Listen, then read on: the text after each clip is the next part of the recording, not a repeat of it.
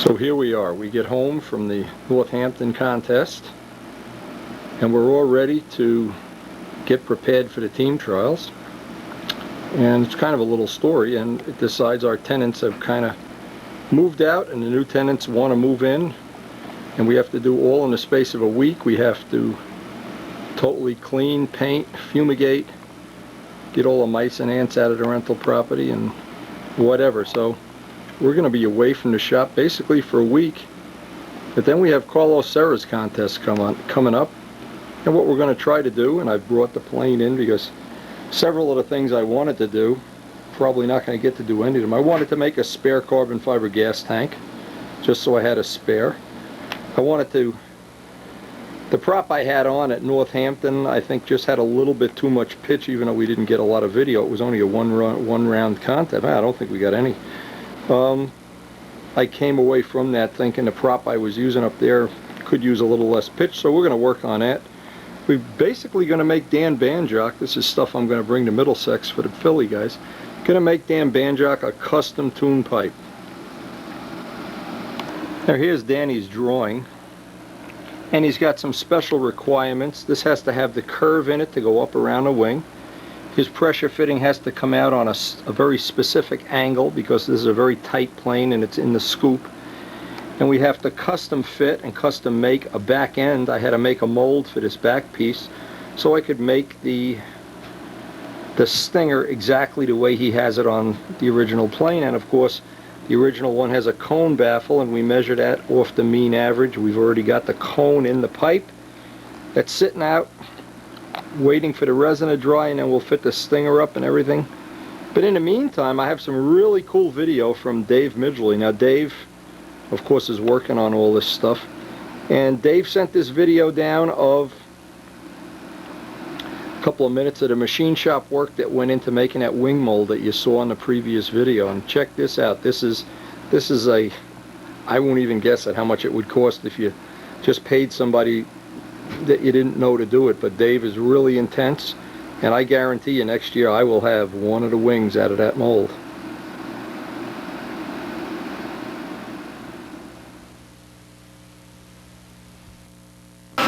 This is the start for the female cavity of the wing mold.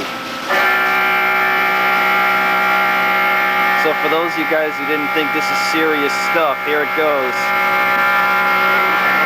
In 18 hours, this will all be done.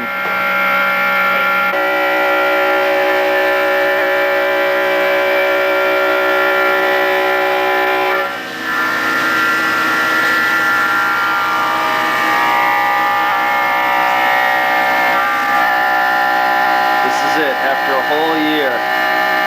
Planning, drawing. This is it, it's about to turn into a reality.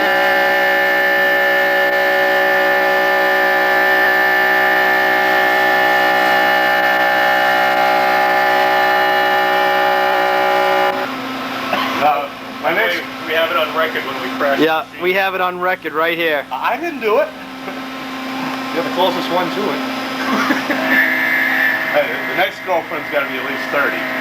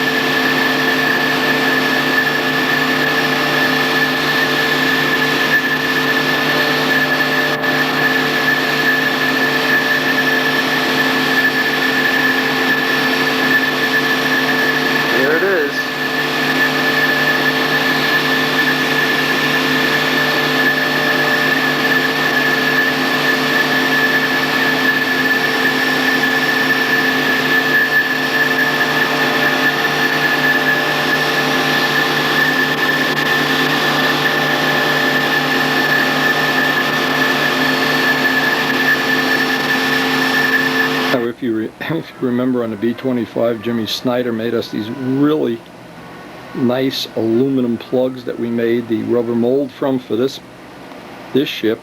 Well, in the future we're going to be doing some, I think it might be the most exciting thing in all of model aviation, for me anyway. I mean, we're going from the original carbon fiber body that was on Miss Ashley, Elliott Scott still has that plane,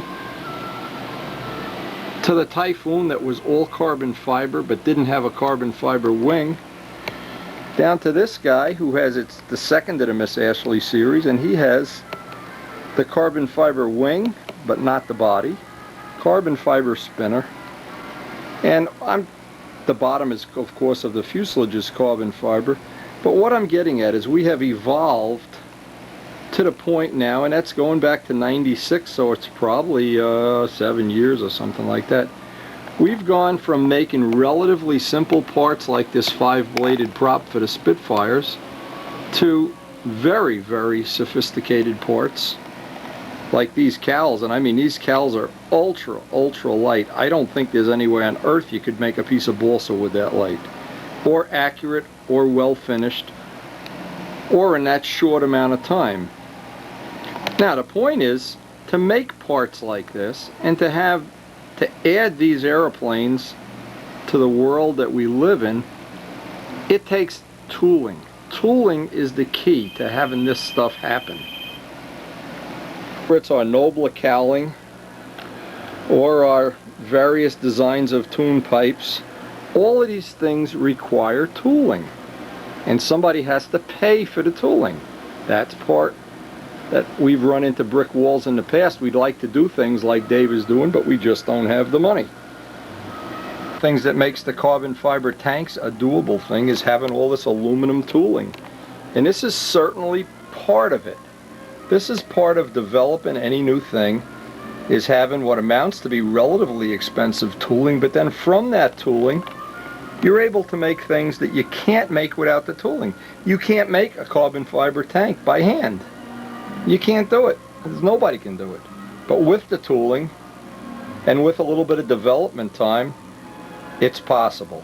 And of course, all of the ships that we've built in the last maybe 3 or 4 years, I'm not sure, all have carbon fiber fuel tanks.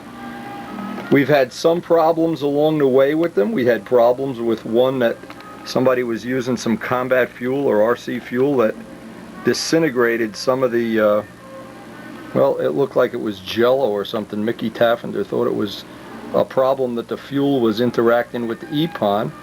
But the ones I've had basically are in the plane. The B25, the Typhoon, and Miss Ashley all have tanks that have been more than 1 year old and have served us well. But again, it takes tooling. Without tooling, none of this stuff happens. And with Dave Midgley's help, the year coming up, we are going to have absolutely astounding wings, fuselages. He's even planning to make an aluminum fuselage mold. So we're just thrilled to death that he's able to do that financially through his job and add it to the world of developed things that we work on constantly.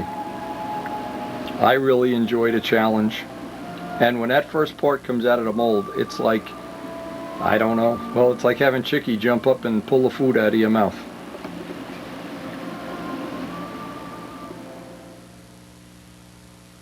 Plus, we have a whole separate video on how to make and how these were made, and Wayne Triven, of course, was the first one that made it. He sold us the rights to the tooling. He let us copy his tooling, in fact, and we're now able to make them. Almost all of my friends already are using them. The ones that are in the twin, the bombers use those right from day one, of course, and we've had nothing but good luck with the bomber, with the tanks. This one is several years old, and I've used it in several planes. Still giving me good service, but again, it's that thing you need, tooling.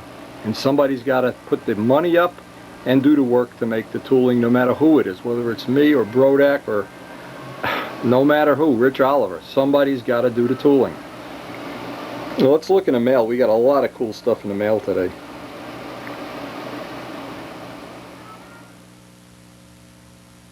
And the first thing in today's mail, these come from Dan Banjock. and of course we're making him up a custom pipe. These pictures that I'm reading from his note are from the Millville Air Show. These are the snowbirds. I have seen them in real life several times. Millville is in South Jersey. Anyway, that would make a great stunt model if you wanted to do a semi-scale using their paint. I think somebody's already done it from Canada though. From the Millville show, and of course Dan gets to go to most of these shows. The neat thing about being a bachelor is you don't have to share your time with the family as much as, especially my family, especially with Chickadooley. Now here's a picture that'll make you cry. This is very similar to the air coupe I had for 7 years, and actually that when we bought, 5 partners bought the air coupe, it had exactly these markings. The rudder,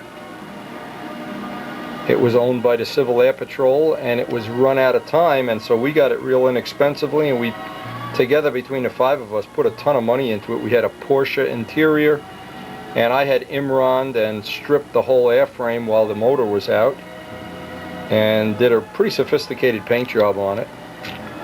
Probably something they would charge you $5,000 for today.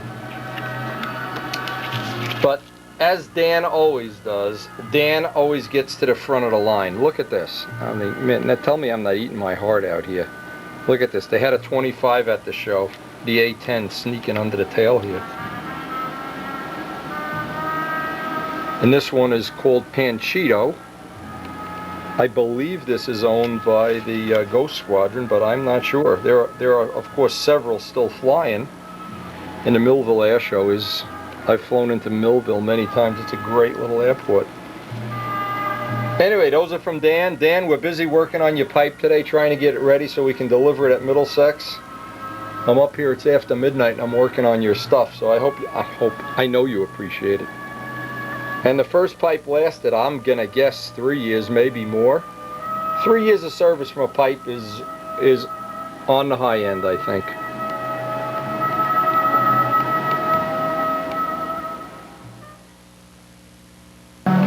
This is from overseas. This is from our friend Jose Javier Rodriguez Hernandez. How many names can this guy have? What's with all these names? How about Joe Smith? Hello, Indy. I send you some of the English to say he doesn't speak good English, but we can figure it out because Karen speaks 4 languages. Hello, Indy. I'm Jose. I send you some pictures of my new model, SV11, and some of my friends. Very soon I will make a Cardinal. Should be Cardinal. That's okay. We understand. Please send me pictures of your models for my collection. Hey, don't worry. We'll send them plenty of pictures. One thing we can do is supply pictures, as we always do to... Let's get this focused in. These are from Jose, I should say Javier. Look at the nice ink work. Look real close at the ink work.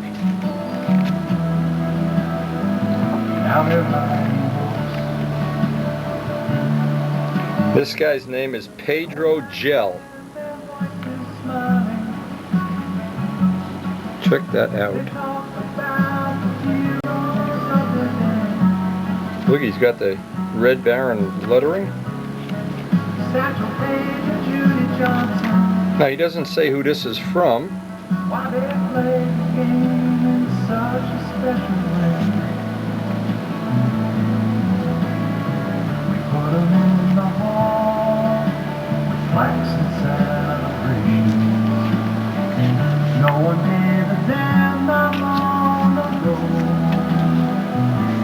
Jackie cried, but no one saw him. He stood there for them all.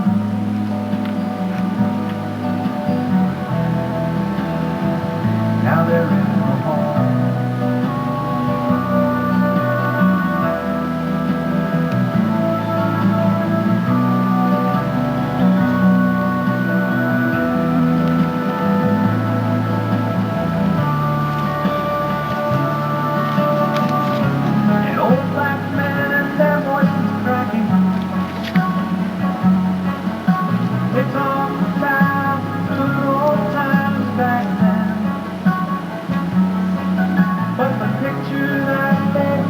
Check out the spinner.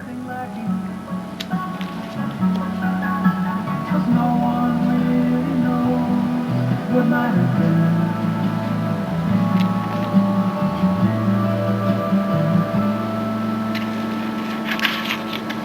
Now they're writing songs and the lyrics say the song.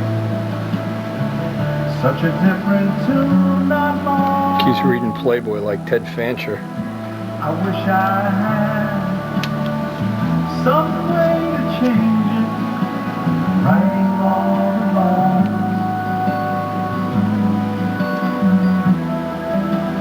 All I had is a song.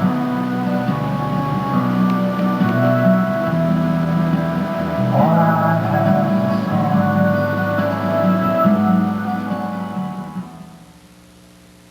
But this is amazing. In one day, maybe I'm getting to be Spanish or something.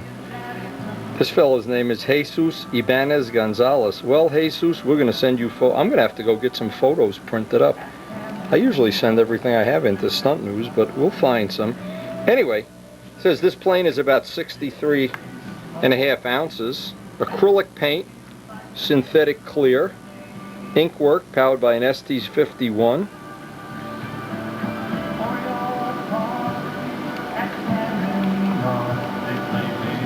Anyway, these guys in Spain look like they got quite some nice stuff. Here's his name, too. So I'll send him some photos. And by the way, for anybody who doesn't know, there's a reason people send me all these photos. Because I send them photos.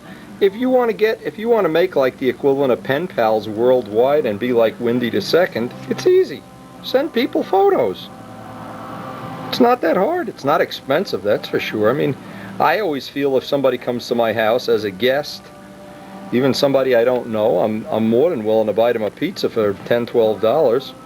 And just so I have the chance that I can get to know them, well, you know what, a bunch of pictures, especially in this day, probably a couple of dollars, you might have a friend for life. It's definitely worth it. Believe it or not, we have another group of photos. Let me get the phone. This is interesting stuff too. Now, the phone would stop ringing today, but needless to say, we're trying to catch up. This is an amazing plane, and you really have to look at this real close. This is from Kevin King. Kevin and I have, over the past, and I'm going to read his note, because I've lost track of it. It's been 7 years for him to build this. He's obviously the ultimate craftsman type. He complimented me on the videos, which is nice. He sent in some enlargements to Ken so I don't have to bother sending them. But here is absolutely, look at this real close. Now he even went me one better with my Tsunami. Of course, this is a Tsunami model. Look at some of the detailing. He's got right from the real Tsunami to Rolls-Royce Merlin, the polish on a muffler and a spinner. He even did a copy, and I'm not so sure. I really am sure, but I'm not going to tell him. I think his looks better than mine. Now, what he did, he took the camera, and I'm not a camera guy, so I don't know. And he's saying here that the camera doesn't do it justice. Well, I found that out too. That's why I don't even like to take pictures anymore. I leave it to Will Hubin to take the pictures. He's the master. There's just some things about my camera technology that leave a lot to be desired. Look at this model really close. It doesn't jump out at you in the beginning. All the little details, the lettering, all the little details on the tip, the 18 at scale, all the lettering like the Reno racers have, and of course the wave. Now Ken Clapson, all these guys in Canada like Tsunami, I don't know. And overseas, several have been built too, but this is really an awesome plane. Kevin, my hat's off to you. I know we spent a lot of time on the phone over the 7 years, and look at there's the caption. The clear coat was left to dry 6 months before being sanded and buffed. Well, Kevin, I'm amazed. I think this is really an awesome model.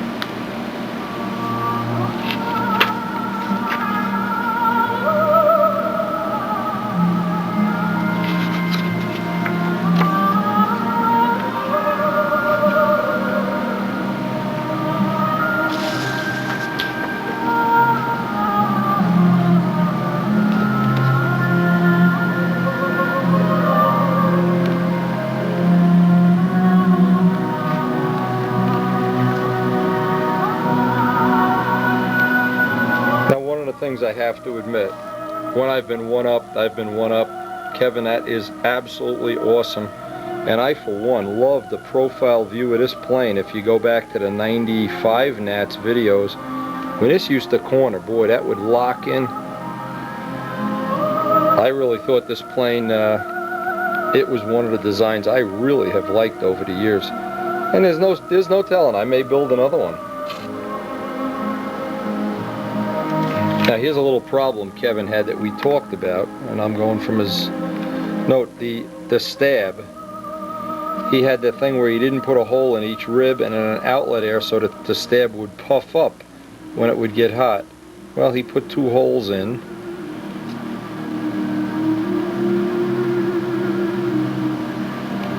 Without puncturing the silk span. That's very good. Kevin, that is amazing. And there's one of my favorite pictures. That's down in the Lubbock Nationals. The Walker fly-off. That was about as much wind there as there was at this year's Nats. That was definitely a windy Nats. That is absolutely a fabulous plane, and I will be, within a couple weeks, be sending you a copy of this video. And congratulations, you are absolutely the craftsman of the century. I love that lettering. Even when I did my original one, I just thought that was just so cool. Kevin King. And boy, there are more craftsmen in Canada. I'm kind of glad I don't have to compete with a lot of these guys.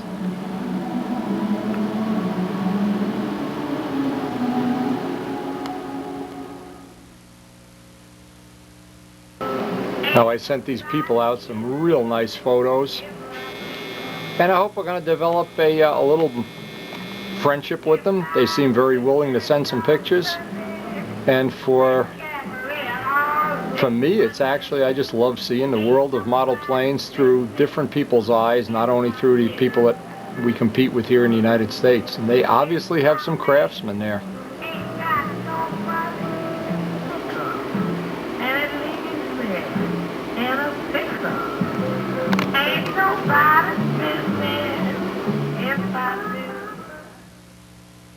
Well, you can see it's not going to be much of a flying day, but it is my birthday, so let's see what kind of party they have. Hey, Mike.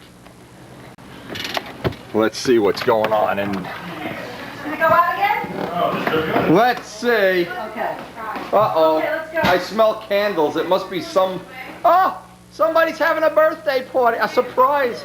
I didn't know you were going to have a party for me. I'm so surprised. Sit down. Sit down. How old am I? Let me see. 85! Oh my God, I'm 85! How old is Melissa? 62! And you still have that camera. She looks pretty good for 62. Oh my God. Happy birthday. Day to Wendy and Melissa. Happy birthday to Wendy and Melissa. Happy birthday to Wendy and Melissa. Happy birthday to you. Okay, Melissa. Blow the candles out. You have to blow yours out. Woo! Oh, very nice. There, Wendy. Strategic. Okay. Hey! Okay. All right, bring out the strippers. Yeah, okay. Oh, So sorry. I don't think so. happy anniversary to you. Happily married for a total of 3 years. 3 years, and they still love each other. Oh, oh! Success hasn't spoiled Stacy Rose. How about a little? Stacy, can we have a little story on video? Something interesting. How about that massage story? You have to do the dolphin. Brother has to do the dolphin. On the videotape. You got to do dolphins on video. On my birthday, that's That was my the. birthday. We already got you. This is like Wild on Take it E. back, because I want Wild on Rob McKeever. Wild on E with probably. Come on, can I get first? No. No, Let's you do do it and get it over with. Let's do it. I'm not doing Do dolphins. Boop, boop, boop, boop. I'm not doing on No, videotape. don't Only please in just do it. private. No, please. In private. In private. All right. You're gonna become famous. Do it. Here we go. You never know who's gonna see this. Do dolphins. Then Two you can make dolphins! millions Oh! if they need your Yeah, we voice. could send it Two in dolphins! This is how you two will become famous. Last chance to do dolphins. Please do the dolphins for me. It's It's all I want. I'll do it. Please, I'll never ask you to do it again. No, the dolphin doesn't have ears. He doesn't know that, Melissa. I would say just do it. Melissa, make the first cut in this. Yeah, come on. Unless you would like to cut it. All right, I hope you enjoyed sharing the great, fabulous Wendy Adamusko birthday anniversary. 85 years old today and still looks not a day over 65. It's my birthday. Do you know it's my birthday? Do you want to wish me a happy birthday, Chick? Chicky, it's my birthday. It's my Look at this bird. You think he would wish me a happy birthday? Chicky. Chicky, it's my birthday. It's my birthday. What are you talking about, Chicky? Anyway, we're gonna get ready and go down to Middlesex tomorrow, but we've had really a nice party. Thought you'd enjoy sharing it with us. Well, we had a great birthday party last night, and I finally got the one thing I really wanted all year. A new Baltimore Orioles hat. That's the hat I've had for 2 years, and it's so full of bug spray and fuel and everything. The kids decided they're going to get me a new hat. Now we're going down to Carlos Serra's contest in Middlesex, but I don't hold any hope out that it's going to be a good day. But I do have a lot of stuff to deliver, fuel and videos and Dan Banjock's custom pipe, so we'll make the trek down there even though it doesn't look like it's real promising. And there's usually enough people that show up, even in weather like this, that they're hoping that they get a break in the weather. Nah, it looks pretty bad. It's raining. It's raining as we leave the house, but you never know. We can always take a chance, and it's always good to see Carlos. He's for sure one of the best contest director, promoters, whatever you want to call it. Always runs a good contest, and we always have a great time down there. But this summer, I don't know that we've ever had a summer with more rain, and it's really impeded my ability anyway to practice for the team trials, practice for the Nats. It's really been a bummer, but we have to play the deck of cards we've been dealt. And in Rutherford, the firemen have a little they made a little memorial. It's right on a street that I live, to the 9/11 tragedy, I guess is the right word. Anyway, we'll see what the weather's going to hold for us today at Middlesex. Well, it rained all morning, but it looks like as we pull in the parking lot that we've got a little reprieve from the rain so far anyway. But this is absolutely, they got a pretty good crowd here. This is absolutely the rainiest summer of my life I can ever remember. Now this is a really nice flying site. There's only one drawback. It's a county park, and you can't start engines till 10 o'clock in the morning. So for us, it's an hour's ride down here. It's not a good choice like it used to be when Joe Adamusko and I used to fly here all the time. We kind of limit our use of the field now to, well, when nothing else is available, really. But it's a beautiful field. They've got 2 circles going already. They have room for 3, but they're only using 2. This is Carlos Serra's contest, and let's go see who's down here. Oh, looks like they put pretty, actually the sun is shining. It's hard to believe. First time we've seen the sun in about 2 weeks. And Middlesex is one of 4 clubs that I belong to, so we try to support all their local activities, of course. They're also slated, as well as Pampa classes, to have old time and classic here, so I see there's quite a few planes. And there's still some that haven't come out because people are afraid it might start raining. Joe's got a fixer-upper. Look at this.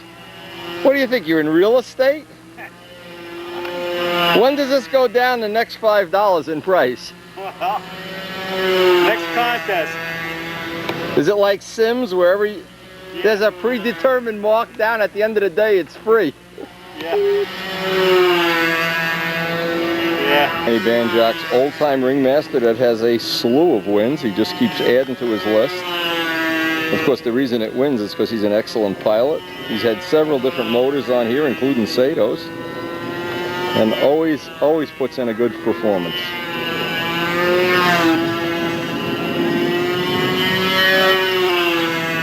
Zambelli just pulled in with his Ferrari with the very distinct exhaust note. It's really, if you love automobiles, you gotta love the way that sounds when it pulls down a block. Bob's Nobler. And Bob's Ferrari.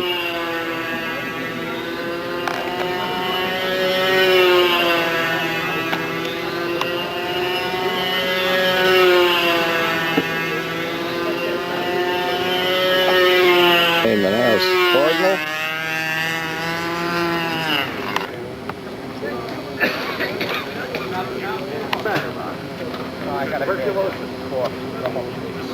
The quality of that pipe repair is going to depend on what I have for lunch. We'll get you some filet. You're splitting your lunch with him? I never ate a peanut butter jelly sandwich.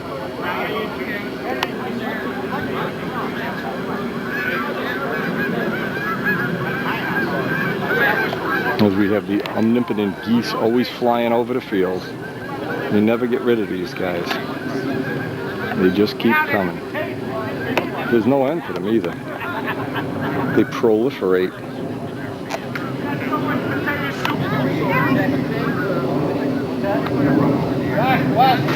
Mike Cooper's Olympic. Rich Jacobone's Stuka. Ruben McBride's Legacy. Miss Ashley here. Stevie McBride's Time Machine. Some of the other entries. Okay, first round is going to be Dan Banjock first round.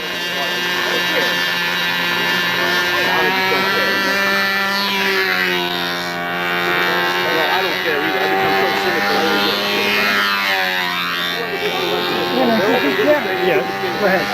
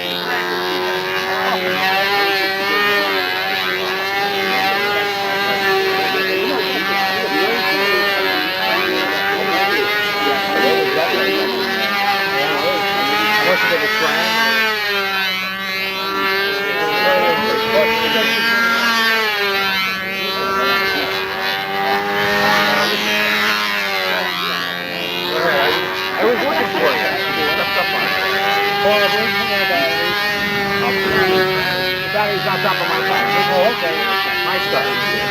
Well, we make it like that. Oh, okay.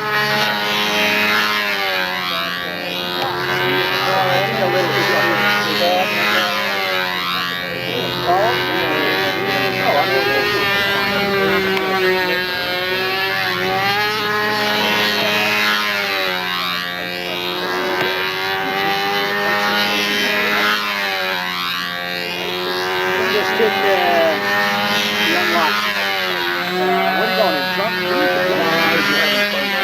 Well, if it's in the trunk is a trunk. Otherwise, the other one is Trump, and then we blind by the phone. We had all things that were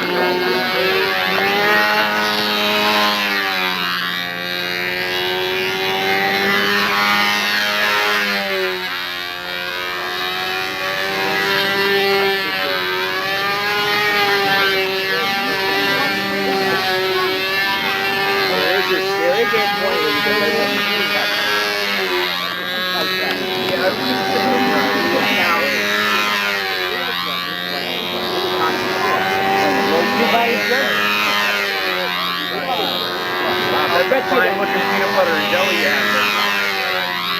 Oh, very nice. Best online. You're finally lying, Bobby. I wouldn't eat it anymore. The first time I had it on it was like a wheat bread with nuts in it. This is okay. Nothing like that rye bread though. Right? Hated no, really. Potato chips and peanut butter and jelly is real good. Is it? Oh, it's Sounds real dangerous to me. You gotta have it with orange. Try orange juice. So how about the sweet? I mean, if I'm gonna eat potato chips, I'd rather eat the whole bag by itself, right? No, I'd just rather eat the potatoes. Okay, Danny! This is the doctor's son, raised in a nutritionist family. Next up, Rich Jacobone. Nutritionists be good.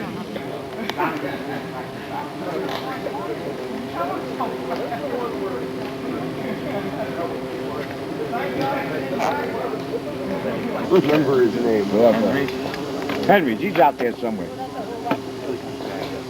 I'd like to get a peanut butter and jelly sandwich.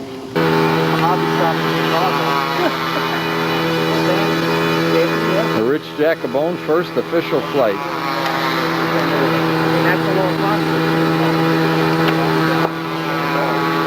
Graham and now giving him a launch. The usual left-handed tail wiggle that we all see from launching a plane that flies clockwise.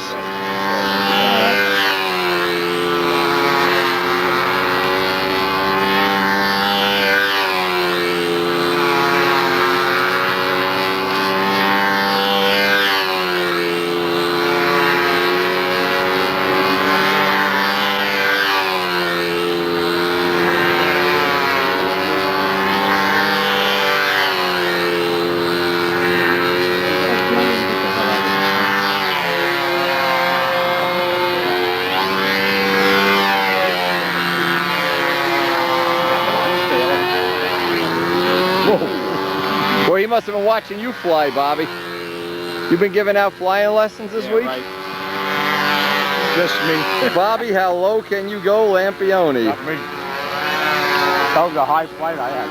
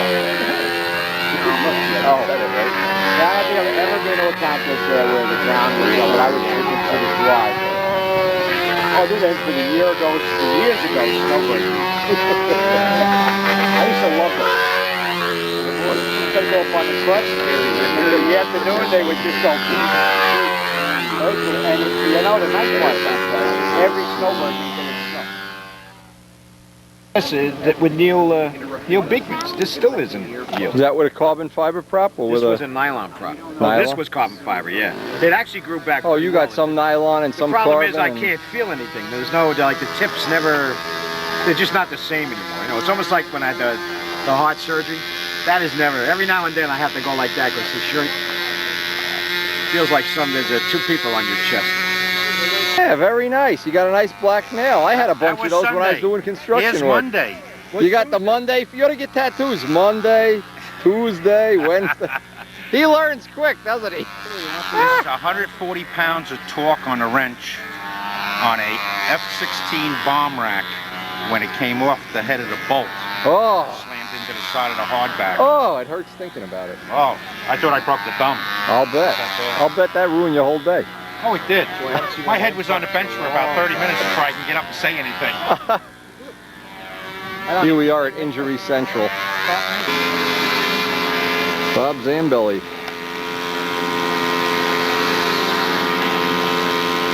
First official for Bob Zambelli.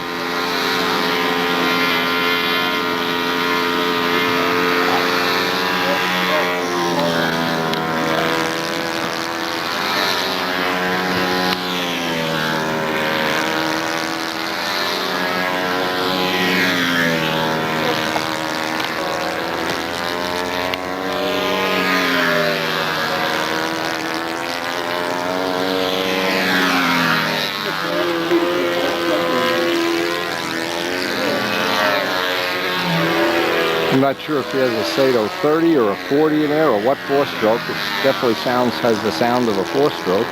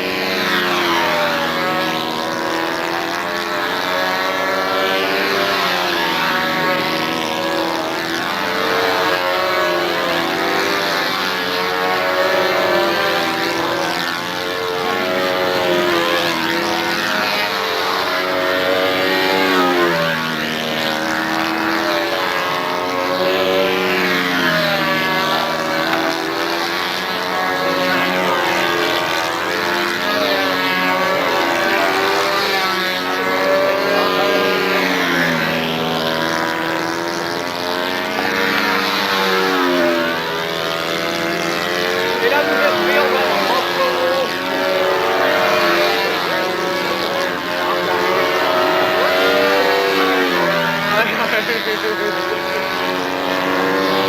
remember the wing on this time. Come on, Daniel.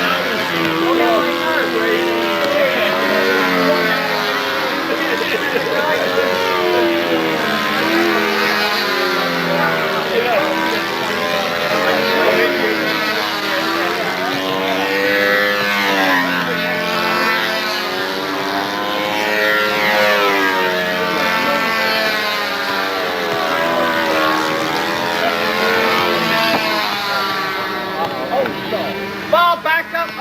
Keep swinging. This way. Keep swinging. Swing into the grass. Swing into the grass.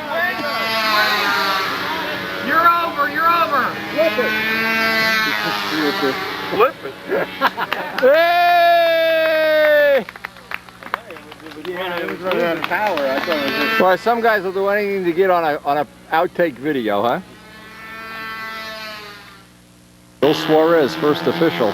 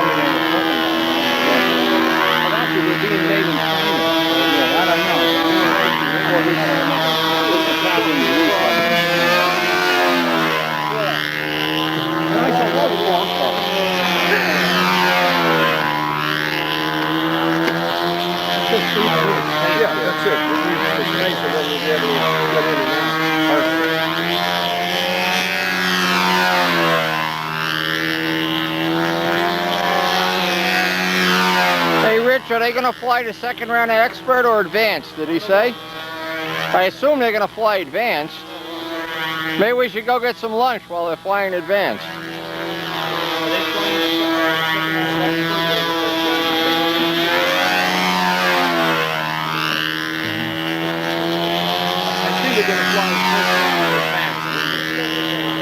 Okay. I'm gonna go get something to eat then, if you want to get something to eat. Go down to that diner. Remember that greasy? Yeah, it'll be air conditioned in there anyway. It's really getting hot out here. Killer hot. Killer potato hot. Good to get washed up, get out of here for the first round, relax. See if the weather's gonna hold. It was greasy. All it was sinew and fat. I knew like a damn fool I ate it. Plus, you know, I asked for grilled onions. I don't grilled onions. Don't know it.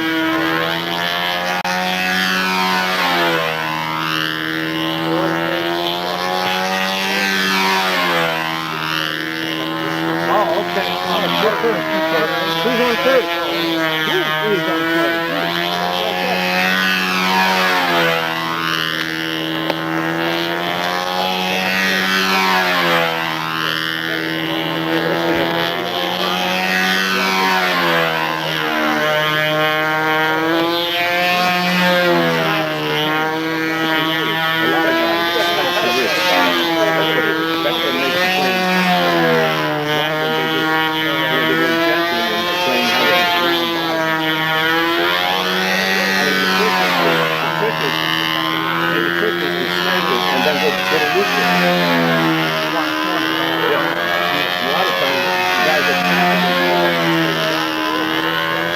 And it comes after thousands of times.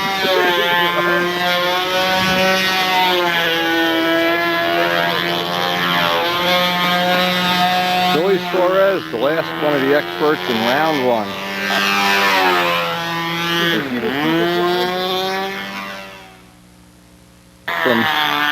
Some nice air conditioning, and I mean that air conditioned cup of coffee for lunch was great. We sat up in a diner. It rained like crazy, but now it's sunny. You just can't figure it. Bob Zambelli's flying his stunt rocket. Then we'll go back to see what we're going to get round two in. I think they're still flying advanced.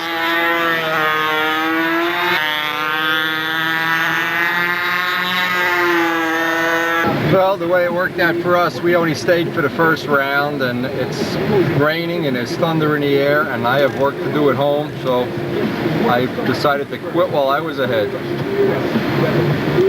2 contests in a row been rained out.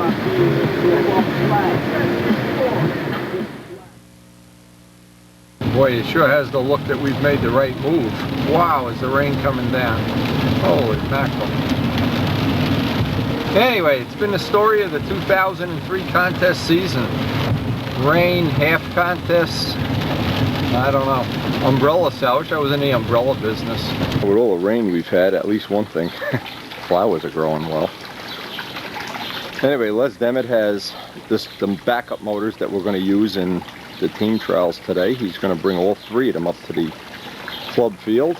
And I'm going to try to get some practice flights if the field isn't underwater. And we've had 3 days of solid rain.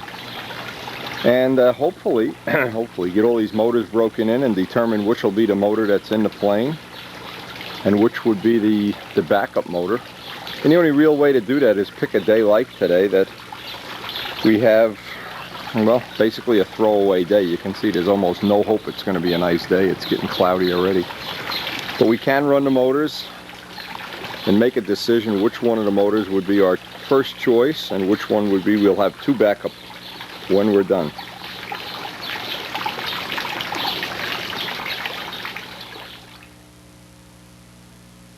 So I always love sitting out here having a cup of coffee watching my birds.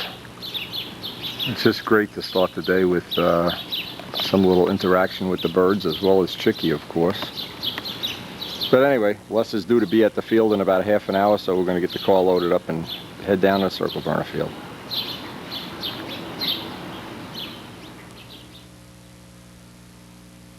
So here we are up the club field. It finally stopped raining.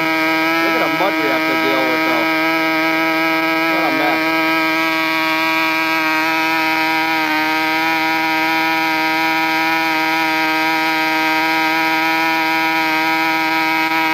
Now we have 3 of these to break in.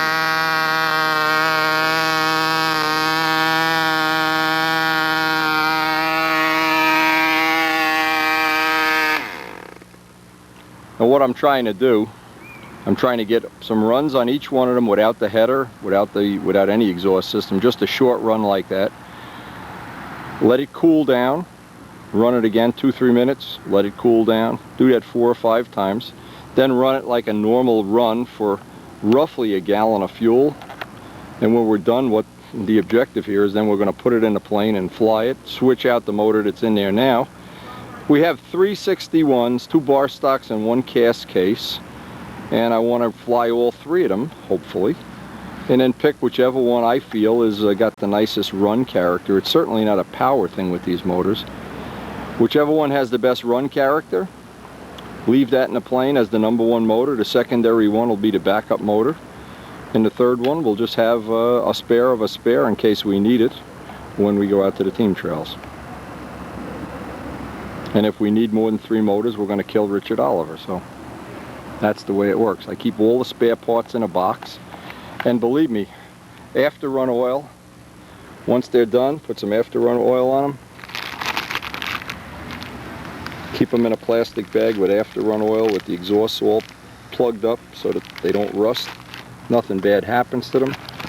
I try to keep all the parts for this plane in one of the spare pipes that we have. We have 2 spare pipes, and we even have, like I said, this is an old cast case one that's been updated, and Richard can update these and put all the modern parts into the old cast cases. And what's nice about this, these cast case engines are 0.6 ounces lighter, so we have a lot of choices, but right now it's just going to be run, shut off, run, shut off, run, shut off until we get these broken in.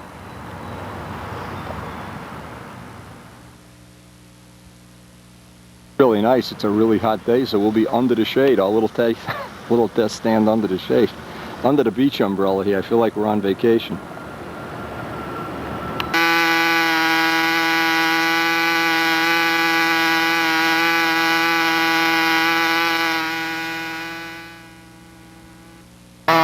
Well, we got the second motor in the test stand. What we hope is going to be one of the finalists in the 61 fly-off here is in the plane. Mike Cooper's here. He's going to help us get some testing done.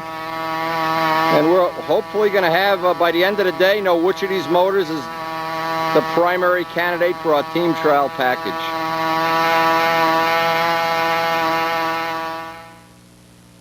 What we try to do is combine a day of break-in, and of course Mike Cooper has a 61 we're going to break in the future for his Strega kit. But it's just nice that we can be here and in between, while the motor's cooling, in between flights. While it's cooling off, we can basically just be taking some flights on the other plane.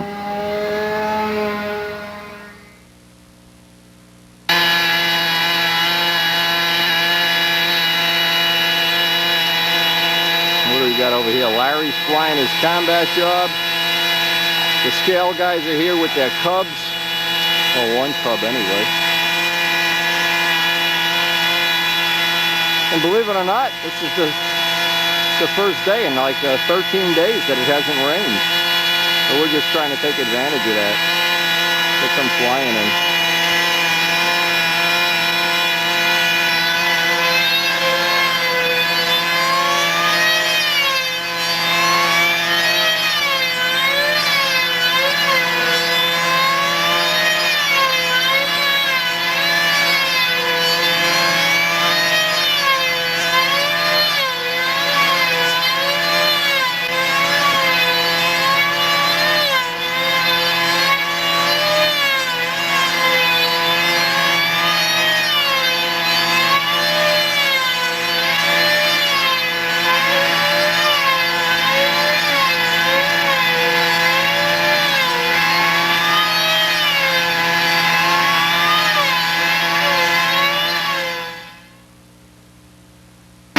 Now, in the course of this day of testing, and this day is going to drag on for 6 or 7 hours here, we did learn one thing very significant that may be of some value.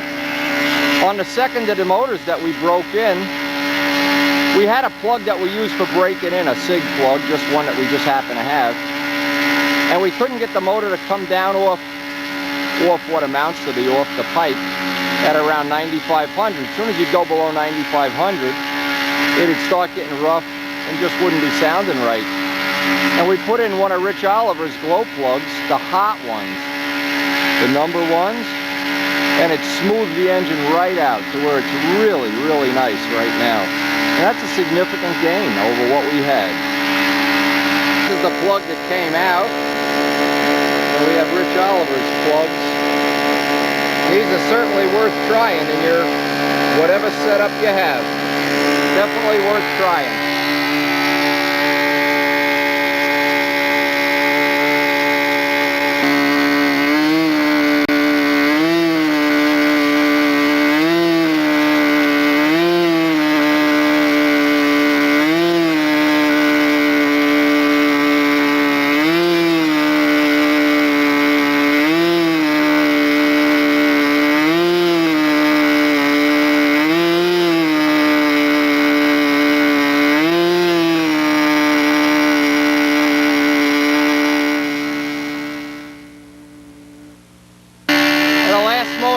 Today is the cast version of the 61 with all the upgraded parts. This is the motor that's a little bit lighter than the bar stock one. We're about halfway into the break-in right now. And we'll do our evaluation in the next couple of flying sessions.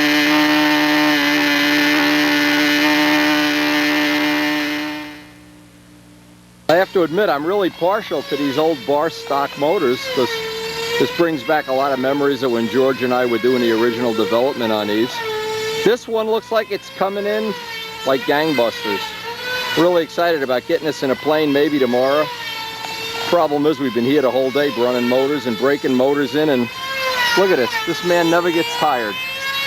He just keeps flying this thing and flying it and flying it. And Larry Scarinzi, the legend.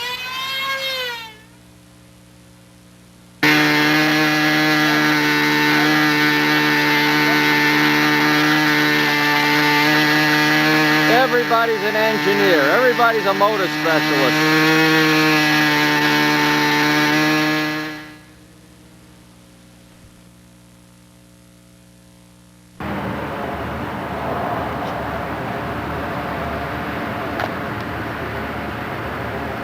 And so ends what I hope is a productive day. Got our motors pretty much ready to go, and now we just need some flight testing. A couple days on each one.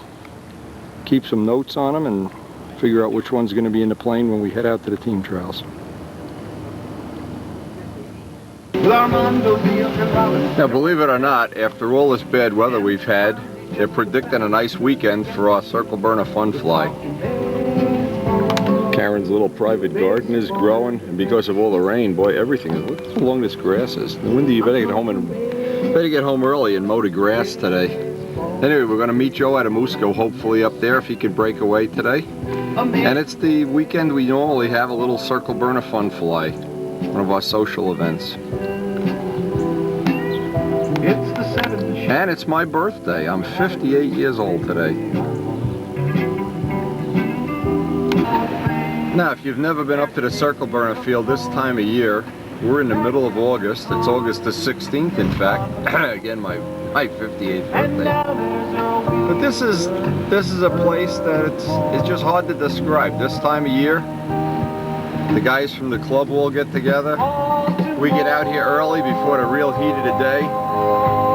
Mike Kajeski's usually mowing the grass, and it's just a special place to be. We had Michael Ferguson up here this week coaching us all. Just a great time, a great place to be a modeler, and boy, what better place could there be? And it looks like somebody's even beat me to the field here. Can you imagine? Somebody beats Wendy to the field. Oh, it's Adamusko! Oh. He's alive! First birthday present for today, anyway. We got a Boeing shirt here with, this is the Project Joe Adamusko. Dave Downey's here too. Very rare that we get to see Dave. Look at this. I tell you, Joe has a good sense of humor. Where's the tag? Yeah. Put that bug spray on. I'm telling you, this is West Nile virus headquarters of the world here. You guys aren't tough enough to be here. And what better way to spend your birthday? I can't believe that Dave Downey has already come up here. This is Dave's first visit, I think, to the Circle Burner field. Joe's got the Spitfire, the yellow Spitfire, and we're going to try to help him dial in some props. This has a PA61 tune pipe. And the bugs are out. These guys are smart. They're wearing long pants. The bugs are out in full force. And of course, we'll try to get some practice flights or some coaching flights on Miss Ashley. But the primary thing is to see if we can give Joe and Dave a hand getting his setup in order. He's back from, actually from having his heart attack. And we were worried he'd missed the whole season, but he's back. For the better part of this year, this part of the field was underwater, and Mike Kajeski, I just wanted to mention, has done a fabulous job of bringing it back up to where it really is not a hindrance to the planes taking off and landing. You can see he was here last night, mowed the grass, did all the edging and cutting, and I think we're going to have a great day. It looks like the weather's going to cooperate. Let's hope so. So far so good. We got an early morning Jersey sky, and in minutes we're going to have the smell of castor oil permeating the air.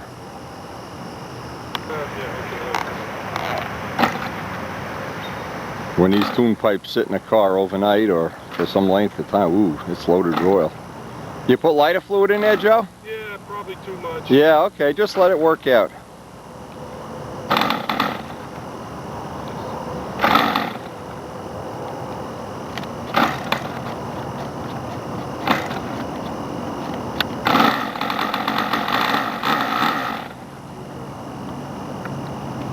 Right? I'm flying. They come in a limo. People that don't know about Jersey mosquitoes, I took a picture of one day that had tip weight and lead outs. Mosquitoes. Mosquitoes. Les Demet said he's going to stop by early. He's got to go give some shotgun lessons today, but he wanted to stop and see you.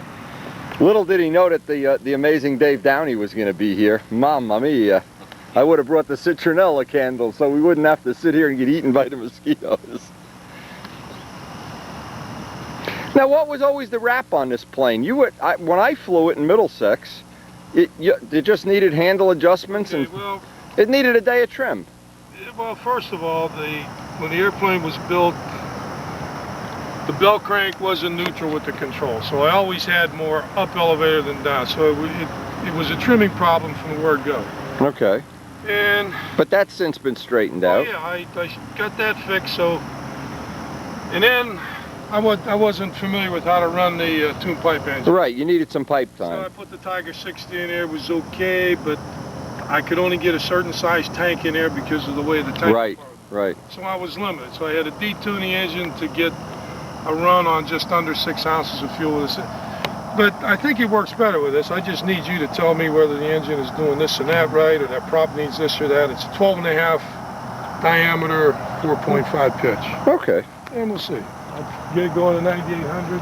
Let's see if we get the starting point. So, yeah, let's give it a shot. All right, Dave, this is all you need to do. I'll crank it over. Just make sure your left foot is out of the way. Right here. When I go like that, just let it go. This is your first launch of a Spitfire? A spit launch. My first launch on a hard surface, that's for sure. Yeah, just if you let it go, he knows how to run back. Yeah, I know how to run. After this heart attack, let's see if he's fully recovered or not. Just don't depress the tail spring.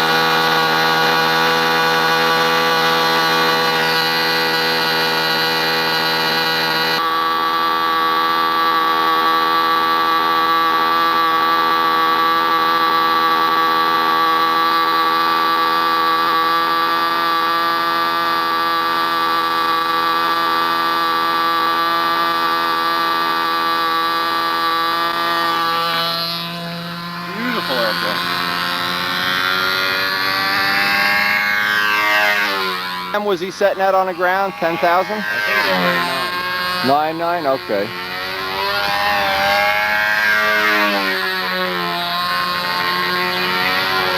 Well, keep in mind, he hasn't flown in quite a while, so you don't want to get too cute.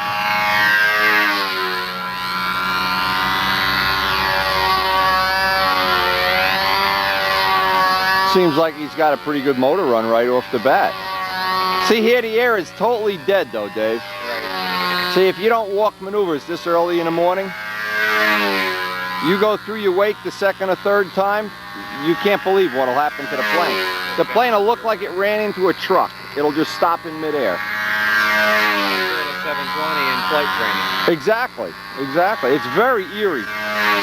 Guys that don't fly here don't know what, they don't back up enough, and all of a sudden, whoa. Joe has already, in a couple times, scared the hell out of us. So even if the aircraft doesn't come in, you still back up just to keep it in clean air. Oh yeah, and hope that the air isn't going in the direction you're backing up, or you can put the maneuvers one bigger than the other, or just move them to the left or right, it doesn't matter. The first time you see this, it'll happen, it'll sooner or later happen, because it just happens, you can't get away every time. The whole plane will shudder and shake.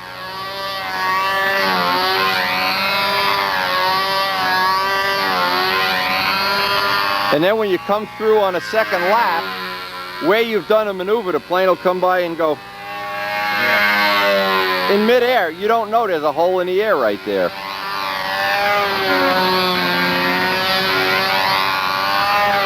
See, Joe's in totally dead air out there.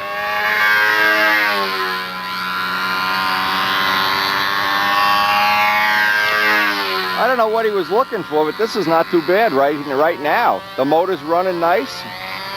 Or he just said it was using too much fuel, he couldn't put a bigger tank in there. We'll have to see.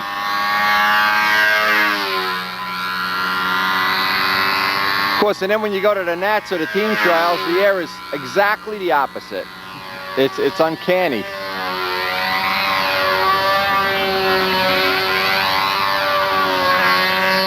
He sounds like it's running pretty good right now. I don't know what he's even going to work on.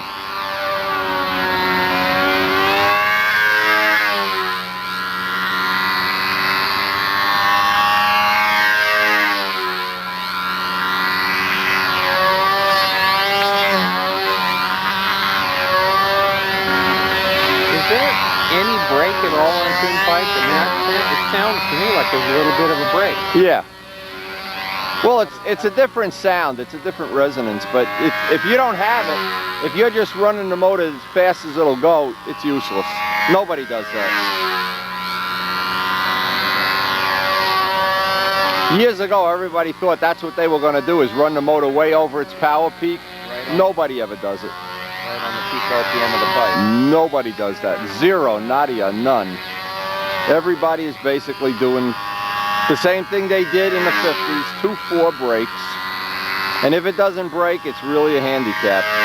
This is braking nice. See, as soon as he puts the nose up, he's got a little more. That's just exactly, whether it's a pipe or not, shouldn't matter.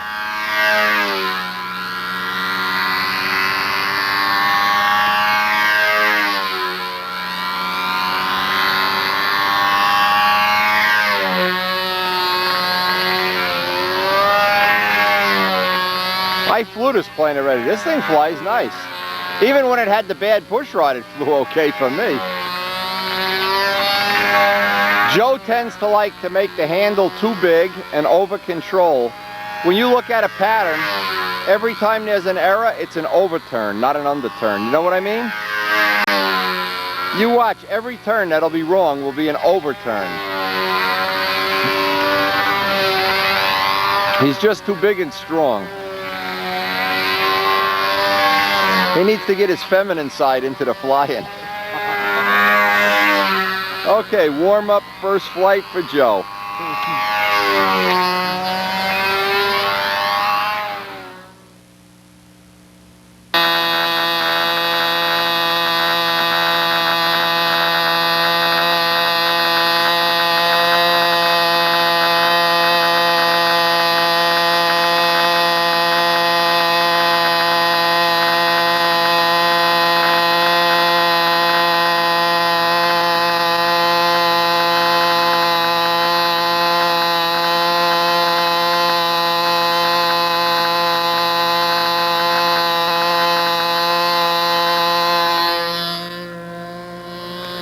Now, after looking at the first flight, and keep in mind Joe is really rusty, we're really working more on trim of the plane than on the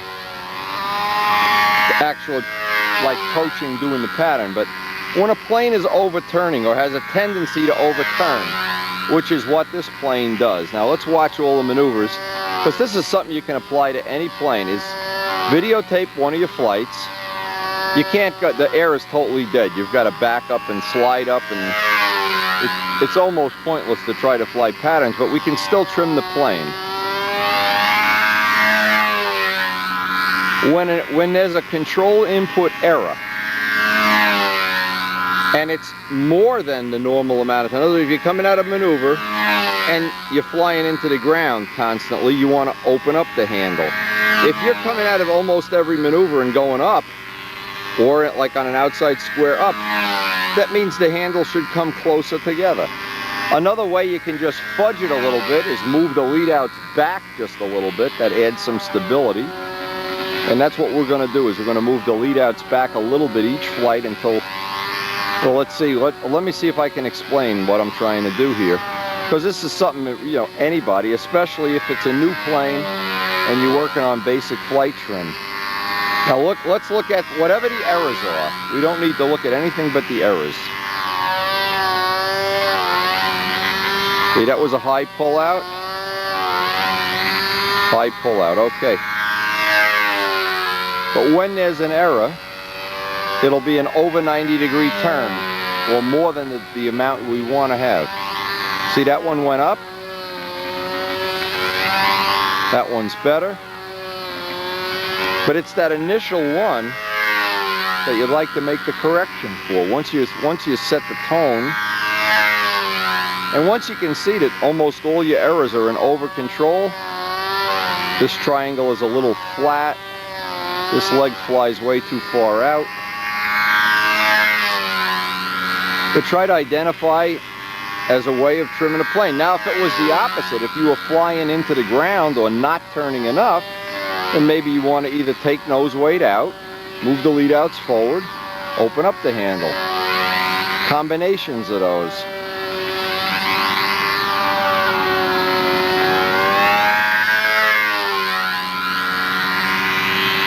Now let's see if we see any over inputs in the outside square, in the squares here. There's an over control right there. That side's better. Over control. So just in that one maneuver, we have two radical over controls. Now, you could put nose weight in a plane. That's one of the choices you always have. But at some point, then you lose the ability to plane the corner. Now, on the verticals, problem is the tail is you're going past 90. It's coming over the amount you want it to turn.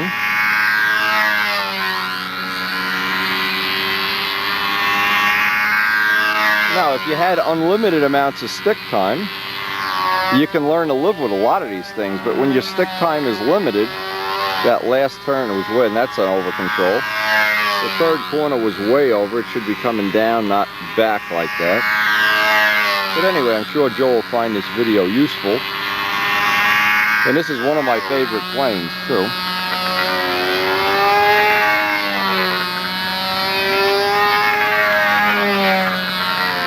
And you can see by the way it's going around, I call that ratcheting. The ratcheting is usually an indication that you could use a little smaller handle, lead outs back, some combination of all of that. So we're going to work on it one little step at a time. We got here early so that we could get some of the time when we could fly the Spit one flight right after another, make these little corrections. And then hopefully by the time the gang gets here, he'll be more comfortable. And of course, nothing's better than just having a day of stick time. Just burn up a gallon, a half a gallon of fuel. You'll always enjoy that a lot more than not burning fuel.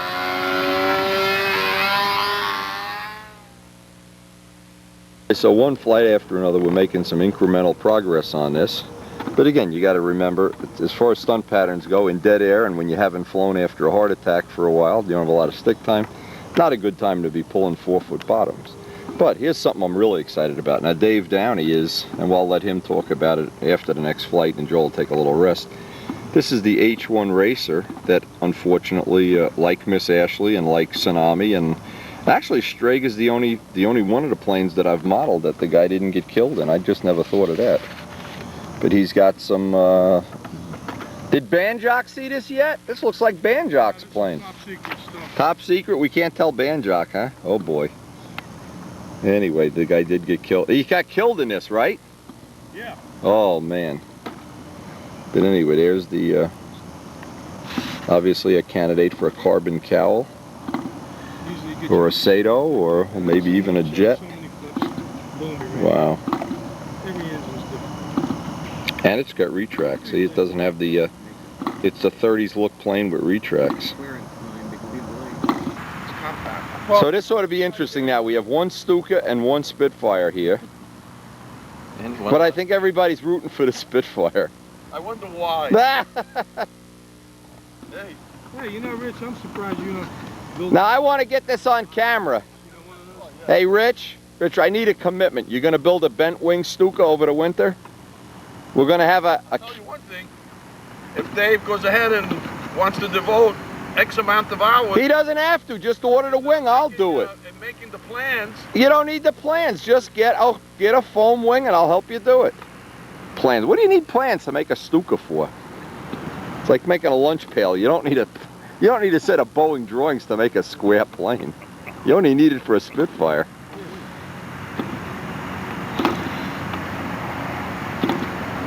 All right, so Joe is sneaking up on having his Nats winning performance back here, but he still hasn't figured out the one-flip motor starts.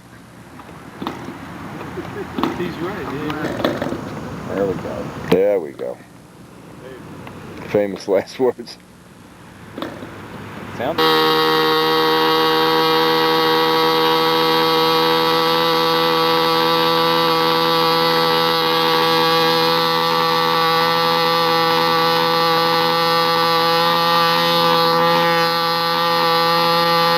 Love the shape of that Spitfire wing. Woo, and I got 3 of them up in my attic.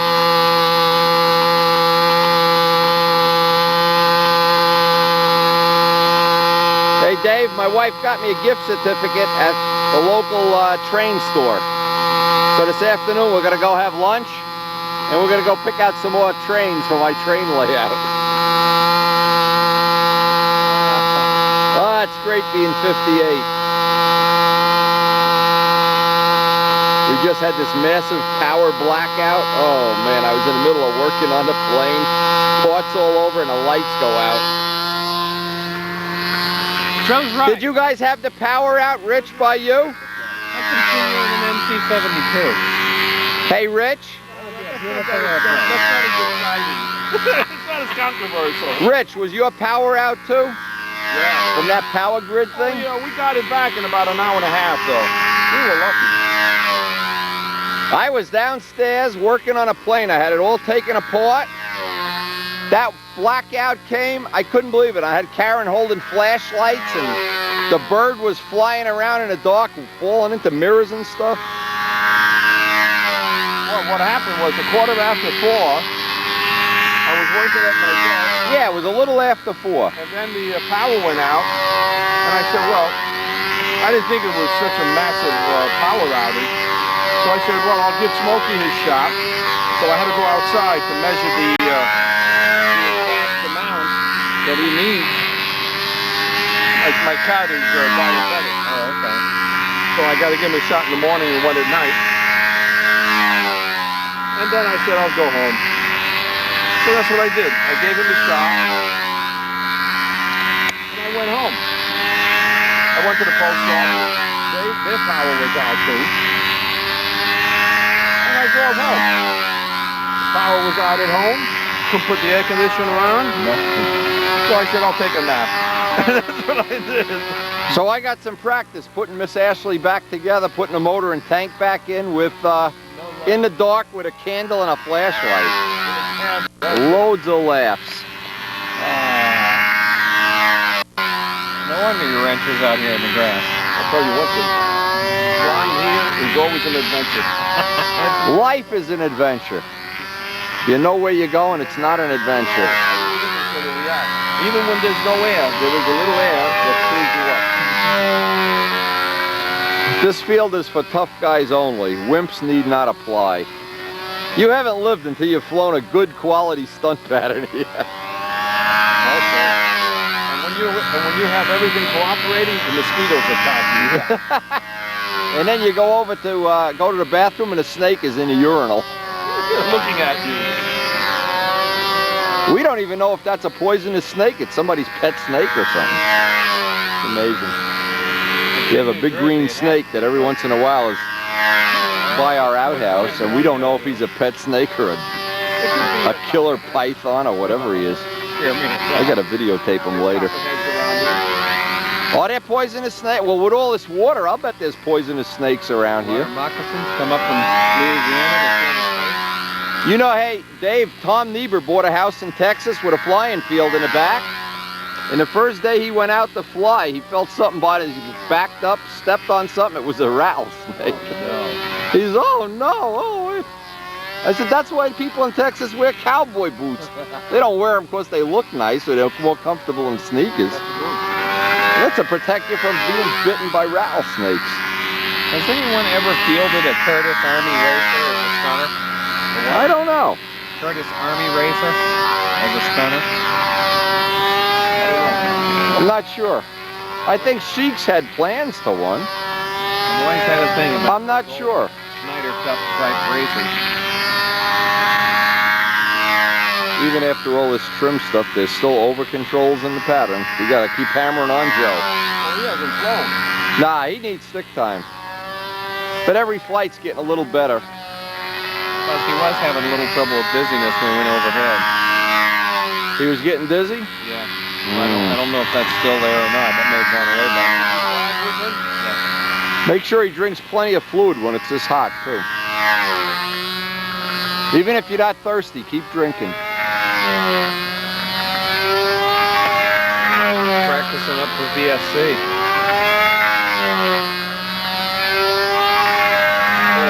In 2 weeks we're gonna have Love the shape of that wing. Yeah, 3 weeks is Powell Park, September 7th. It's the pool parking lot. You ride the weekend after the team trials. County owned.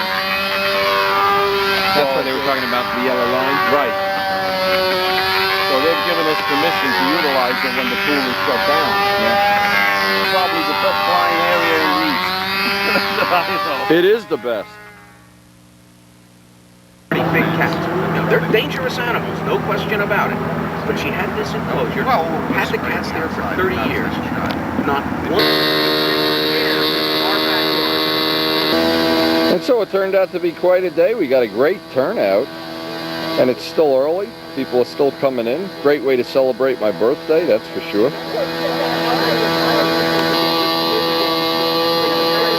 Tom Hampshire is back from Brodax, and he bought me a bunch of Strega kits to hand out, so we're going to have a lot of these Strega kits in the next, oh man, 2 or 3 months, maybe even before the winter sets in, we'll see some flying.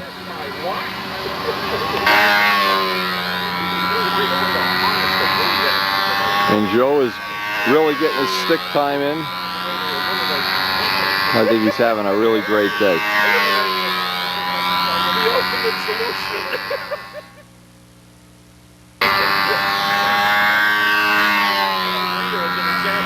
Don't start. I get full upset. Don't start. Mike Cooper is having a wing failure here. See the wing dihedral? Can you see the dihedral? So he just stopped in the middle of the pattern, but when that happens, you want to try to fly level if possible. Don't do any maneuvers. The center wing joint is failing in service here. You don't want to crash it. Oh. Just land nice and soft, Mike. Good. All right, good. It looks like you saved it. Yeah, the spar is broken. The center of the wing is broken. Take the line Hands off right there. Don't drag the line. Don't even drag the lines, Tom. Bring it in and see if you can find the point that it broke. Where it looks like it's fractured right at the high point. Now that may already have been repaired. Was that already repaired once, Mike? All right. Well, oh, here's where the monocoat is coming off. See where it's stretched the monocoat? Yeah. Oh yeah. Yeah. We actually do have Boeing engineers here. Get your ass over here and figure out why this broke. Come over here. We have 2 Boeing engineers and we can't figure out how to make a foam wing that doesn't break. You got 0. What's wrong with this picture, Joe? Look what's down the other field. Oh my God, he's got the Bearcat. Oh my God. What's that old poem? The Bearcat. It's not my turn to run the train, the whistle I cannot blow, etc., etc. Let the damn thing jump the track and see who catch it. I never heard that. Mel's Bearcat, here for the sport fly.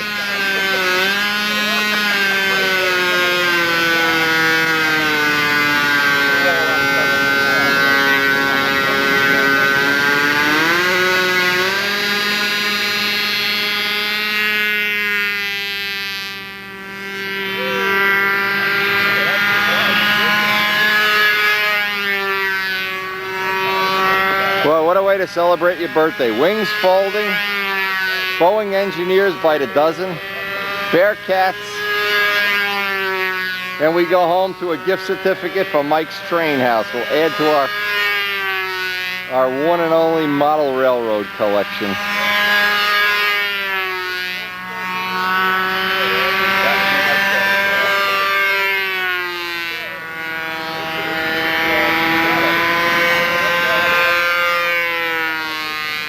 Looks like he needs an enema here. Look at the look on his face. Check this face out. Do I want an enema or do I not want an enema today?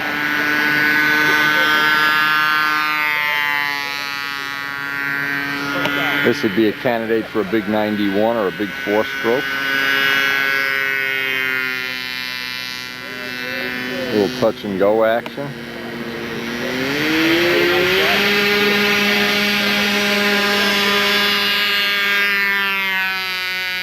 Close to the runway there, huh, Mel?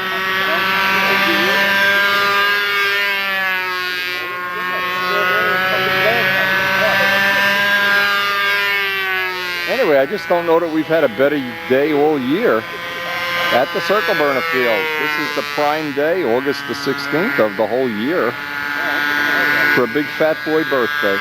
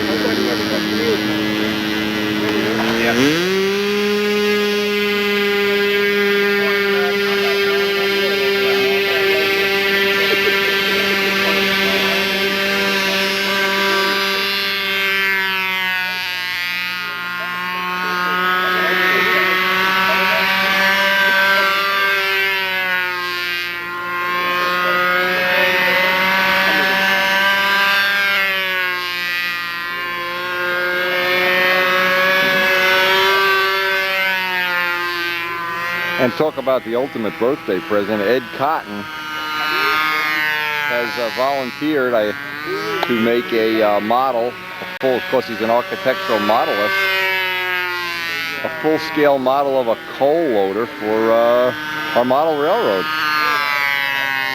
So we got a lot of things to live for, a lot of things to look forward to. What a way to spend a birthday. Amazing. Because they said, no, we don't want you to paint it with a brush. Hey! Careful, Mike, do with a brush.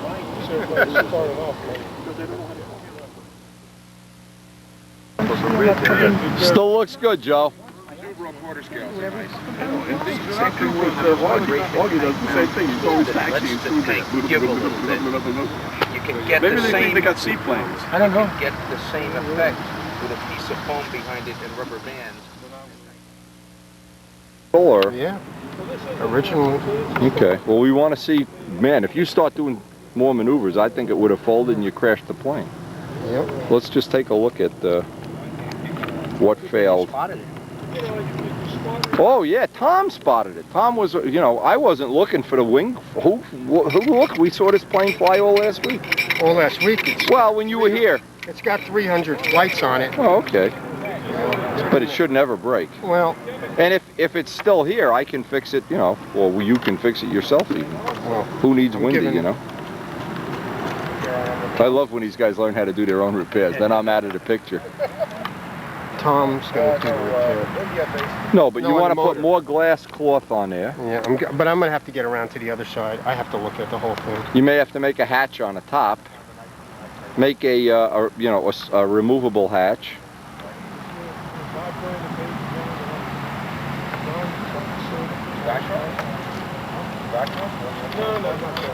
I never took. This is motor mount material, and yeah. Where does the plywood end on this? Back here. Back to the yeah. Okay. I did the plywood. So on you this. put for the aluminum or the carbon gear, you can mount it with two, and you got blind nuts on the bottom of that. Yep. Or? Okay. This way the pipe can just go. And if you needed to put a bend in the pipe, if the pipe was hitting the gear, you can heat it and just bend it over a pipe with a hairdryer. It cracked again. You can yeah, see it cracked. You know what's making it worse? I shouldn't tell you, but mine is the heat. Yeah, you put a piece of asbestos. I'll give you some asbestos. I got it in the car. To put when the repair is done, glue a piece of asbestos in there. I got some for Rich Oliver. He was having trouble with it right here where the thing is hit by the gas. See, yours is rubbing on the gas tank too. I guess it is. You should cut that back and put a little asbestos in there. Okay, I'll do that. I have some in the car. Don't let me forget to give it to you. So you really don't even need my help here. You're going to get Tom to do this? Well, Tom's going to fix the motor because the motor he thinks there's varnish in the motor. Okay. Yeah, the motor didn't sound right. It sounded right, and I've had it right for right. You had it right for the whole of last summer, so. And all this summer too, but eventually, who knows? What's the matter with What's the the engine? final analysis here? The heat, Joe. This could have put a little piece of asbestos. I have some sheet asbestos. The asbestos would have made this better, but it's cracked where it's already broken. That's what I suggested. What, the heat? Yeah, the exhaust is breathing right back it's on been, the wing it's joint. been doing it. So it right just softened up the I heat actually have a piece of material that Carlos gave me. He said, "We'll try this underneath it." Well, you want to fiberglass it first or whatever, and then Tom, I'll give him some of the sheet asbestos I have. Either that or get on the web, look up a company called Fiberfrax, and ask them to send you a sample of 60 thousandths thick, 1 square foot. It's paper, but you can put a blowtorch here or a welding torch here and your hand on the other side. Oh yeah? When are you going to deliver mine? The home build people use it Yeah. for... You know what I love about Dave Downey? He calls up the internet, he gets free samples. I call up, they say send me $29.95. Now what is the trick to this? The address the email comes from. Scarinzi? Is one of your grandfather relatives Scarinzi? Yeah. He gets samples of ball links, he gets samples of... I call up, yeah, can I get a free sample? Forget it. Well, that's because you call every week. No. You got those free things for the CA. I call him up, he goes, they're $29.95. Oh, really? Yeah. He said, oh no, we don't give samples. You got to buy a small, $29. When Scarinzi was selling fuel in the 60s, he was getting 20-gallon samples of castor oil. Jeez. So, how much of this do you want? The question is how much is still buried in this garage. I don't care. How much compression does that have, Mike? This comes right off. Oh, okay. Boom. Yeah, then you keep the muffler and I'll take that. What happened to the motor? It just I needs think some it's got a degumming? I think it's got a touch of varnish, yeah. It was sounding all weak. Yes, and that's varnish. Okay. Like I have And that would be from... injection process for putting... Well, he's got a lot of 300 flights on it. And in the beginning, this plane was a problem with lean runs, so you don't know how much. Just, I mean, looking at the motor, I can tell it's not a virgin, you know? Thank you. It's Madonna. That's a Madonna motor, boy. That thing's motor, Mike. That thing's been around. See, I knew they would. After you Yeah, said no. possible, no. No. So there you go. Tom will take care of it. It's the Monaco. Make it open and shut. Look at these macabre Look at these. guys. Hello. There's 62 showpieces Hello. out. They don't care about the airplane. They want to go look at the corpse. Now, what cracked here, Tom? Did you put fiberglass cloth I put in here? cloth right there. The cloth didn't hold. It was thin stuff, but... Thin? You should put like the shit they make boats out of in Yeah, there. I know. Yeah. Well, You know, sea ray stuff. Mike, the other thing is, I don't know. Do you if they need have some of that access- cloth? I got some. yeah. Well, you can stop by the house. I'll give you The some. thing that has worked for me in that spot material, is the turbocharged Corvair trick. Just set in 3 layers of tinfoil. Yeah, you want it to have some space. Don't try to get it down smooth like Monaco. Crunch it into place and then crunch another layer into place. You want some folds to make some airspace between the layers. But that's a very good thermal insulator. It also helps tremendously if you don't have a wooden tank floor here. You did it right. But if you don't have a tank floor, that manifold will overheat the fuel in the tank and you'll go lean through the run. Tom, what you want to do is Dremel or grind this Grind all that out. Get it out even if see it's still cracking back here. And that's 4-ounce boat cloth. Yeah. Lay in 3 layers and build it up. By chance, did you save the external foam pieces from the wing? I might have. They If might you've be saved them, then you can set it on the bench and buck the whole thing down as flat as it was the day you built it, and then do your center repair. Yeah, that'll press it down, but If not, you're going to have to... the amount, and see, you didn't even have this. Measure See, it off here's, the bench surface. oh, this Oh, is there not it's gone. as strong as it should be either. No, that came off. Boy, this is embarrassing. What? No, It's not hard to- embarrassing. You it's just hard don't to- want to have other. It's pull hard that to out. do once you... Yeah, Yeah. it's got to be dry wood, and if it isn't, you want to. If it's still wet, scuff it. Yeah. Get it and heat the epoxy with a hairdryer. A 2-inch strip of this Monaco. Get it off Oh, no, it's there coming and out make of sure here. your planking isn't cracked. Oh yeah, yeah. If you got a crack starting out here, you're dead. Then, well, you're not dead, but you Well, want to find it before I'm it... gonna. Now see, getting this epoxy back in is going to be a problem. You want to get down to raw wood. Here's my suggestion. Yeah. Go in out here with a wood screw. Why don't you call them? Put slow epoxy in there and then draw it up tight. Okay. That's...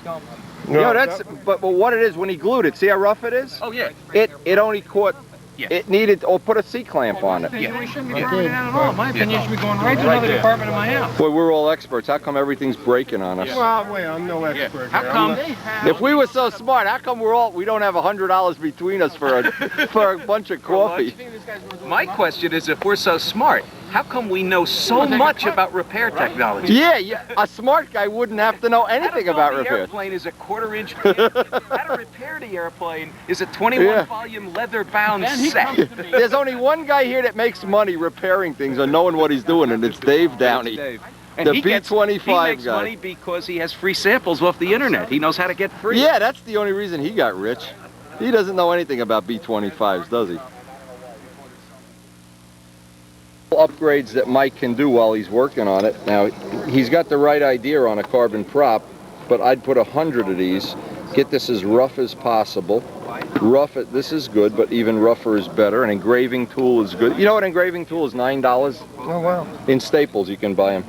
The same thing here. This is a smooth clutch face. Make it as rough as possible. It should be like this in a perfect world. I don't know why they don't put it on when they tool a spinner, probably because it costs money to do it. Same thing with the motor. The washer that's on the back of the PA, if you take the washer that holds the other side of the prop, that's smooth. It should be rough. And this way, it just makes it that as long as you're going to do a repair, get it that you don't have to, you know, do this maintenance now. Anyway, a couple little tips I think everybody can use, little helpful things you can do. I don't know. Well, with me driving, that would be very easy. No, I really didn't know that was happening. That was terrible. Jim, I drove to Seaside with my wife 2 days ago to get a blackout, and she's screaming. Very carefully going to show us what a plane flies like without hinge line tape. I've been on a case to tape the hinge lines for years, and he says, what can Windy possibly know? He's only been doing this 58 years. So, the new kid on the block, he only burns 50 gallons of fuel a year. Have any idea the lazy factor involved? No, Mike, I do. You're like the Men in Black. Your first, last, and only defense against the worst scum of the universe.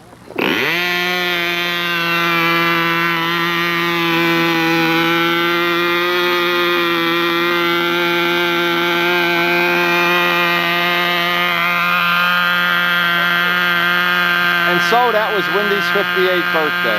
We're at the end of it. We're going to get out of here and go see what Karen's got planned for the afternoon.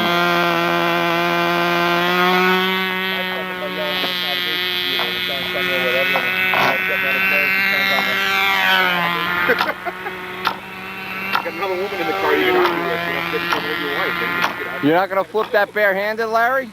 What? Flip it barehanded. Be a man. Nah, prop ain't worth that much. Come on, be a man. I'm just deflooding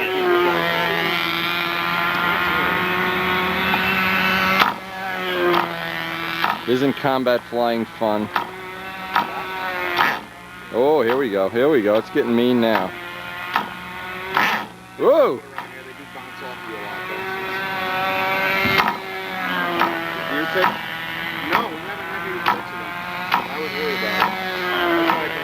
This is why I fly stunt and not combat. Whoa! Beep, beep, beep, beep, beep, beep. That's a nice one. Flip it barehanded, you sissy. Before we head home, and we had a great birthday here. This has just been a great birthday. I want to see, Mike's got a little project he's working on here. Mike Estella. He's the president of the Circle Burners at this time. Let's see what he's got going on here. Obviously a smoothie. Kit-built smoothie that's at least 30 years old. And she was put together with Ambroid. Yeah, I can see the Ambroid, and yeah. It was pretty fuel soaked, you know, under the covering. And right. Now you took all the covering off? All the covering got taken off. We got sprayed it with that brake fluid stuff. Right. So It worked good? Get all of the... yeah, the carbon tetrachloride. And made a new cowling for it. And then cut off the old canopy. And then I used that as the base pattern to make a new one. And then this angle had changed, so I had to make it entirely new. But you keep doing trial and error with cardboard patterns. Right. So then get the pattern, and there's a groove here, and this is recessed here. You know, I cut a little ditch all the way around. Made a little trough. A trough, yeah. Yeah, Jim Damerl wants to do that on his plane. He's going to come over one night next week. So then I got the paint for the Lexan cars. Right, the stuff that goes on that plastic. Yeah, and this is blue pearl, and then I put silver, and it puddled all up in there. But you painted it before you glued it on, and you painted it on the inside. When the sun hits that, you can see. Yeah, it's pearlescent. It's really nice. Yeah, see, you walk around and see this. That's gonna show up real well. It keeps changing. And as it's flying, now what you ought to do is, if you do lettering or numbers or a star or something, make something. The same blue? Well, similar blue. Probably. And if you don't have that blue, I have that in Brodak Dope. I have candy apple blue Brodak home. Candy apple blue, you know, like the B25 the canopy? I think that makes the whole plane. That's when you see that flashes in the sun and everything. That's what you use over silver. Yeah. Okay. Yeah, over B25 silver, not regular silver. What's going on? Oh, Larry's flying back here. This is Larry's flight to celebrate Wendy's birthday. He's going to crash the plane here.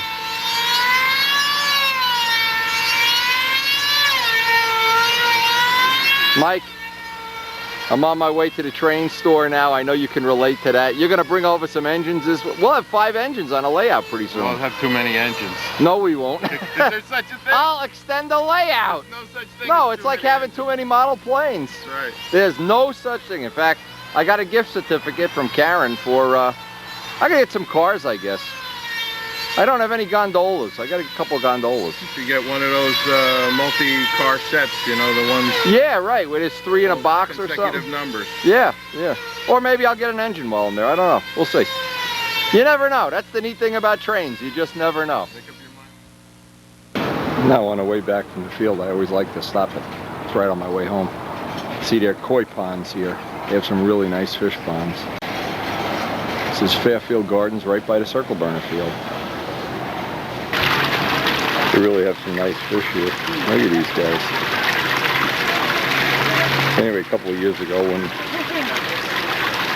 my mother was still alive, she got us fish for a pond that we still have the fish. You know, they used to have LGB trains that ran around here, but they don't have them anymore. The beautiful waterfall they have.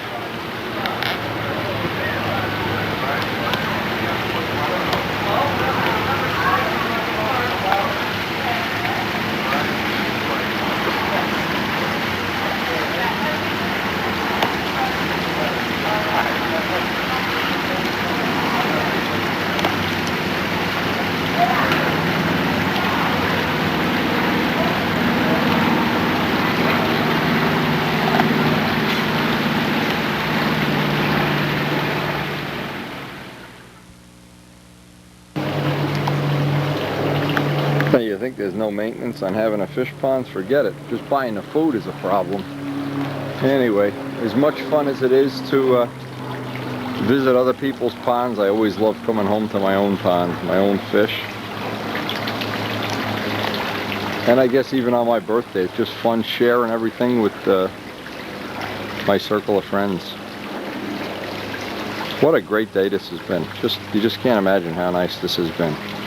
Just a very unexpected break in what has been a pretty rough summer. We end this video, and we've really been knocking ourselves silly getting ready for the team trials. I put together a tape of all of what I thought were the significant things of the B25 for the past year. I wanted to give this away as a tape to some of my friends, including Jack Sheeks, who's celebrating his 70th birthday. But I do have a master copy now for anybody that would like to have a tape of all the B25 flights and all the things we did at Brodax. Now anyway, we're going to see you on the next tape. Hey, old Bob Palmer here. Anyway, we'll see you on the next tape. And if you want a copy of this tape with all the B25 stuff, just let me know. I'll find you in the morning sun, and when the night is through, I'll be looking at the moon, but I'll be seeing you.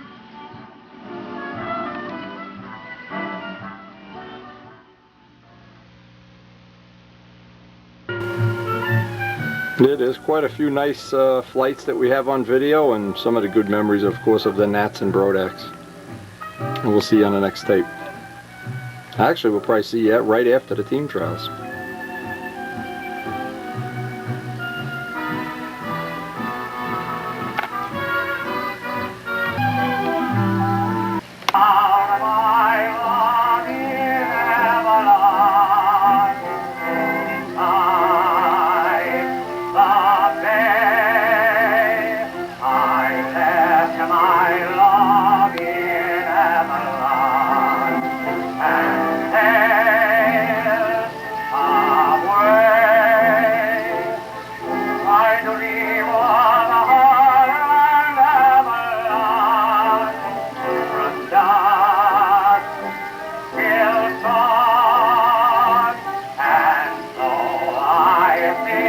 Bye.